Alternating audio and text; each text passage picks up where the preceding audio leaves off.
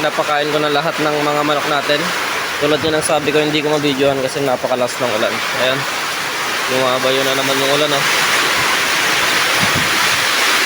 Lakas lakas.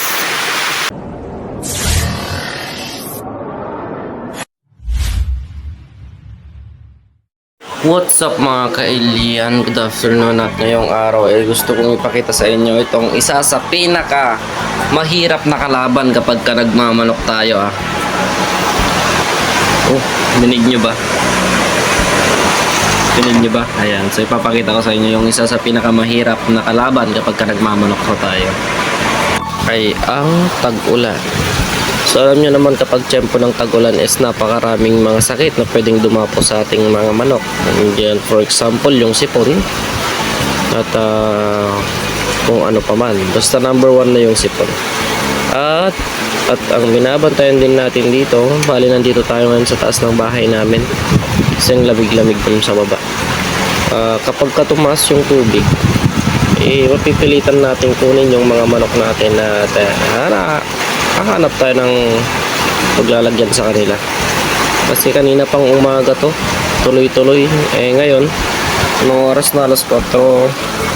Kita ba? 4:26 na ng hapon. Ayan pa rin, tuloy-tuloy pa rin. Ayan. So, titignan muna natin yung kalagayan ng mga manok natin sa baba. Kasi, kanina nilalamig na sila, tuloy-tuloy talaga yung tubig ay yung ulan. Ayan, so tignan muna natin yung mga manok natin sa baba. Okay lang sana kung ulan pero sinasabayan niya ng hangin. Yun yung nakakatakot. Putol yung mga puno yan, magkalat dyan, lalo na yung mga saging na yan. Pagka naputol yan, pumunta dyan sa palayan, ay di sayang yung tinabako naman ng kapitbahay namin. May mga mangilang-ngilang manok din na nakakalat dyan, hindi sa atin yan. Nasa sa kapitbahay rin natin. Ayan, so tignan muna natin yung mga manok natin sa baba. Ayan, so nandito tayo sa baba ngayon. Tignan natin yung mga manok natin, nandun sila lahat. Magkukumpul-kumpulan sila doon sa gitna.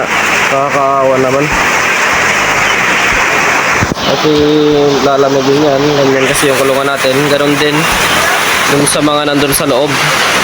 Nilalamig na din sila. Ayan, o. Doon sila lahat. Kita ba? Ayan. So yung yung binabantayan lang natin kung sakaling tumaas yung tubig yung nandito. Kasi baka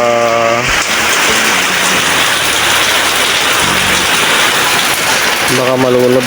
Sabagay yan lang naman yung problemahin natin. Lakas na ulan, no?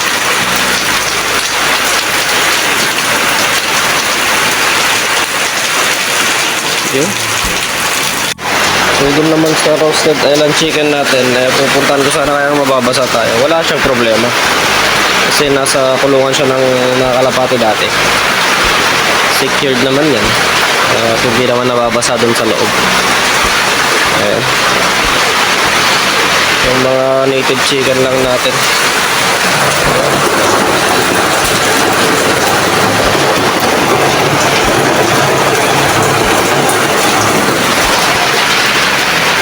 Kumpulan lahat sa gitna.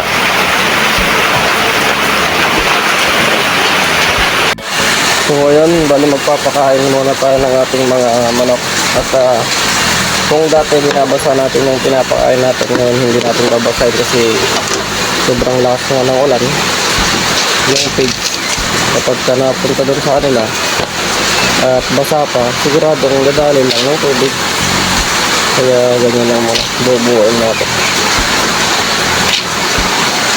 Ibigyan natin lahat.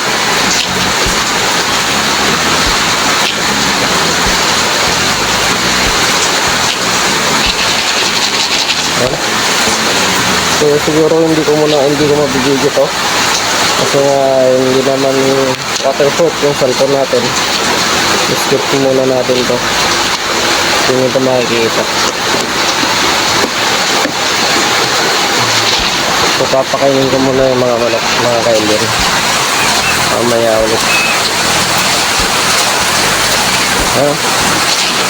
Tara. What's up mga kailyan? So nabidyohan, ay napakain ko na lahat ng mga manok natin. Tulad yun ang sabi ko, hindi ko mabidyohan kasi napakalas ng ulan. Ayan, lumabayo na naman yung ulan, oh. Lakas. Kung magtutuloy-tuloy na ganito, alam na, babahain tayo dito. Napakalakas ng ulan.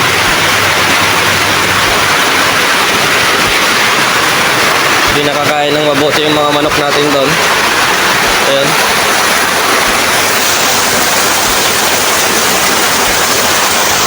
Basang-basa na talaga sila ng ulan.